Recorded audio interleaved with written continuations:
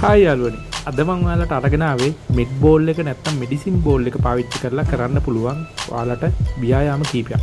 මේ ව්‍යායාම ඔයාලට ගෙදරදී කරන්නත් පුළුවන්, ජිම් එකේදී කරන්න පුළුවන්, ඕනම තැනක කරන්න පුළුවන්. මොකද ඉතින් එකම විදිහට ව්‍යායාම කරලා ගෙදරදීම ව්‍යායාම කරන කෙනෙකුට මේ වගේ ඉන්ටෙන්සිටි එක පොඩ්ඩක් වැඩි කරලා මේ වගේ මෙඩිසින් බෝල් එකක් හරි නැත්නම් බාස්කට් බෝල් එකක් හරි ෆුට්බෝල් එකක් හරි ඔයාලා ගාව තියෙනවා නම් සාමාන්‍ය බෝලයක් තියෙනවා නම් මේ විදිහට වුණත් පාවිච්චි කරන්න පුළුවන්. නමුත් මෙතනදී මම මේ මෙඩිසින් බෝල් එකක් පාවිච්චි කරන්නේ මේ මෙඩිසින් බෝල් එකට අදාළ weight එකක් තියෙනවා.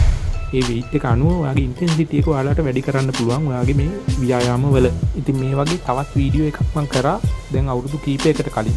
ඒකෙදි මම ගොඩක් මෙඩිසින් බෝල් එක පාවිච්චි කරලා කරන්න පුළුවන් ව්‍යායාම රසක් ඒ වීඩියෝ එකේ පෙන්වනවා ඔයාලට.